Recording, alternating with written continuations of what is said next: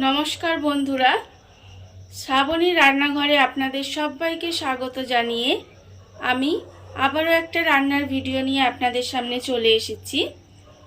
আজকের আমি আপনাদের করে দেখাবো বেগুন মটরশুঁটির ভুজিয়া।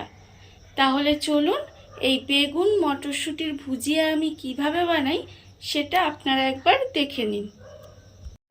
বেগুন মটরশুঁটি ভুজিয়া বানানোর জন্য প্রথমে গ্যাসটা অন করে কড়া বসিয়ে নিয়েছি। এইবারে আমি এর মধ্যে দেব প্রথমে সর্ষের তেল।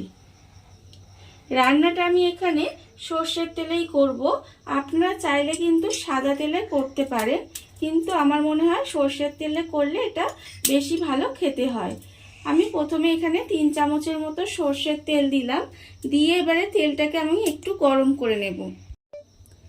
তেলটা আমার এখানে গরম হয়ে গেছে। এইবারে আমি এর মধ্যে দেব বেগুন। এখানে আমি বেগুনগুলোকে একটু ছোট ছোট করে টুকরো করে রেখেছি, সেই বেগুনগুলো আমি তেলের মধ্যে দিয়ে দেব। বেগুনগুলো আমি তেলের মধ্যে দিয়ে দিলাম। এইবারে আমি এর মধ্যে দেব অল্প সামান্য একটু নুন, আর আমি দেব অল্প একটু হলুদ। এবারে এই নুন আর হলুদটা দিয়ে বেগুনটাকে প্রথমে আমাকে একটু লাল করে ভেজে নিতে হবে। বেগুনগুলো আমার লাল করে ভাজা হয়ে গেছে। এবারে আমি বেগুনগুলোকে আলাদা করে তুলে রেখে দেব। এইভাবে বেগুনগুলোকে আমি আলাদা করে তুলে রেখে দিলাম। বেগুনগুলোকে আমি আলাদা করে তুলে রেখে দিয়েছি। আর আবারও ওই বেগুন ভাজার তেলের মধ্যে আমি দিয়ে দেব এখানে পেঁয়াজ কুচি। এখানে আমি একটা ছোট সাইজের পেঁয়াজ ছোট ছোট করে কুচিয়ে রেখেছি, সেই পেঁয়াজটা আমি এর মধ্যে পুরোটা দিয়ে দিলাম। দিয়ে এইবারে পেঁয়াজটাকে আমাকে একটু হালকা লাল করে ভেজে নিতে হবে।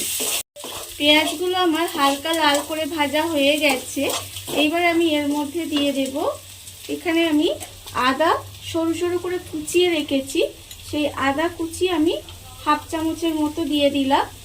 আর আমি রেখেছি এখানে রসুন কুচি, 4 থেকে 5 কোয়া রসুন আমি এখানে কুচিয়ে রেখেছি, সেটা আমি এর মধ্যে দিয়ে দিলাম। দিয়ে এবার এই আদা আর রসুনটা একটু নেড়ে নিতে হবে, কারণ রসুন আর আদার যে কাঁচা গন্ধটা না হলে থেকে যাবে, সেই জন্য রসুন আর আদার গন্ধটা যাতে চলে যায়, কাঁচা গন্ধটা, সেই জন্য আমি এটা একটু নেড়ে ছেড়ে নিলাম। এইবারে আমি এর মধ্যে দিয়ে দেব টমেটো কুচি। এখানে আমি একটা ছোট্ট সাইজের টমেটো কুচিয়ে রেখেছি, উঠে দিয়ে দিলাম। টমেটোটা আমি এর মধ্যে দিয়ে একটু নাড়াচাড়া করে নেব। টমেটোটা দিয়ে আমি একটু নাড়াচাড়া করে নিয়েছি। এইবারে আমি এর মধ্যে দিয়ে দেব এখানে আমি মটরশুঁটি রেখে দিয়েছি, সেই মটরশুঁটিটা আমি এর মধ্যে দিয়ে দেব। দিয়ে আবারও কিন্তু আমি একটু নাড়াচাড়া করে নেব, ভাজা ভাজা করে নেব। নিয়ে এবারে আমি এর মধ্যে দেব নুন। মটরশুঁটিটা দিয়ে কিন্তু আমি একটু ভাজা মতো করে নিলাম। নিয়ে এবার আমি এর মধ্যে দিয়ে দেব, যেহেতু বেগুনে আমি নুন দিয়েছি তাই সেটা আন্দাজ মতো নুন আমি এর মধ্যে দিয়ে দেব। আর আমি দেব এর মধ্যে হলুদ গুঁড়ো। হলুদ গুঁড়ো 1/4 চামচ মতো দেব। আর দেব আমি লঙ্কা গুঁড়ো। লঙ্কা গুঁড়ো আমি এখানে 1/4 চামচ দিলাম। আর আমি দেব এখানে জিরে গুঁড়ো। জিরে গুঁড়োটাও আমি 1/4 চামচ দিলাম। আর আমি এখানে দেব অল্প একটু চিনি।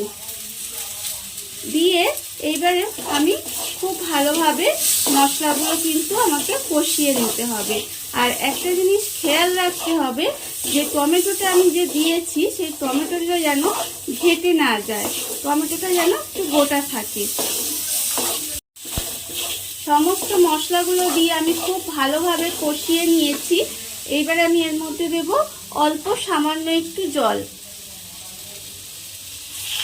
একদম অল্প একটু জল দিলাম যাতে মটরটা সেদ্ধ হয়ে যায়, সেই জন্য অল্প একটু জল আমি এর মধ্যে দিলাম। দিয়ে এবার ঢাকা দিয়ে গ্যাসটা কমিয়ে কিছুক্ষণ রান্না করে নেব। এইভাবে কড়াইশুঁটিগুলো আমার সেদ্ধ হয়ে গেছে আর যে গ্রেভিটা ছিল সেই গ্রেভিটাও প্রায় শুকনো হয়ে এসেছে। এইবারে এই অবস্থায় আমি এর মধ্যে দিয়ে দেব যে বেগুনগুলো আমি এখানে ভেজে রেখেছিলাম, সেই বেগুনগুলো আমি এর মধ্যে দিয়ে দেব। বেগুনগুলো আমি এর মধ্যে দিয়ে হালকাভাবে জাস্ট একটু নাড়াচাড়া করে দেব। বেগুনগুলো আমি এর মধ্যে দিয়ে খুব একটা বেশি নাড়াচাড়া করিনি, অল্প অল্প আস্তে আস্তে একটু নাড়াচাড়া করে জাস্ট মিশিয়ে দিয়েছি যাতে না বেগুনগুলো ভেঙে যায়। আর এখানে কিন্তু বেগুন, টমেটো আর কড়াইশুঁটি সব কিন্তু গোটা গোটা আছে। এইবারে আমি এর মধ্যে দিয়ে দেব অল্প একটু গরম মশলা গুঁড়ো, অল্প সামান্য একটু গরম মশলা গুঁড়ো আমি এর মধ্যে দিয়ে দিলাম। দিয়ে এইবারে এটাকে একটু মিশিয়ে দেব, মিশিয়ে ঢাকা দিয়ে রেখে দিলেই কিন্তু আমার রান্নাটা রেডি হয়ে যাবে। দেখুন বন্ধুরা, কত অল্প উপকরণ দিয়ে কত সুন্দর একটা বেগুন মটরশুঁটির ভুজিয়া রেডি হয়ে গেছে, আপনারা দেখতেই পেলেন।